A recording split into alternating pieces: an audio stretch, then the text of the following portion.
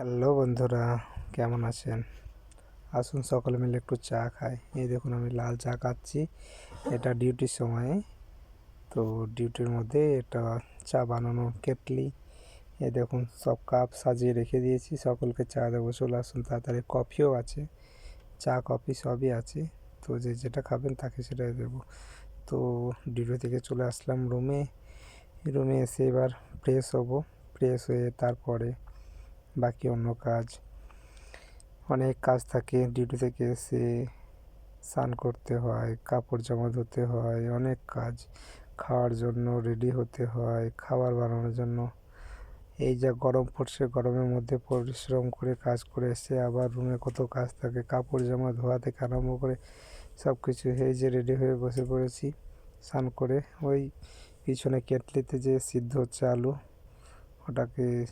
আলুটাকে তৈরি করা হবে, তারপরে খেতে যাব।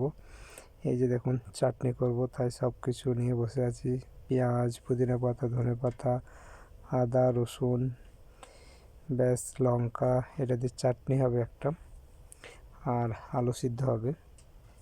তো এটা দিয়েই খাওয়া হবে ভাত। বাকি কোম্পানি থেকে সবজি দেবে। তো এটা সালাদ হবে, লেবু, শসা, পেঁয়াজ, এটা সালাদ। আর বাকি চাটনি। তো যাই হোক, আমি তো সবাই জানে যে আমি ননভেজ খাই না, ভেজ খাই। তো সেই জন্য আমাকে একটু এগুলো করে খেতে হয়। কারণ কোম্পানি থেকে যে সবজিটা দেয় খুব একটা টেস্টি হয় না, ভালো হয় না অতটা। ব্যাস খেতে হয়, না খেলে নয় সেরকম।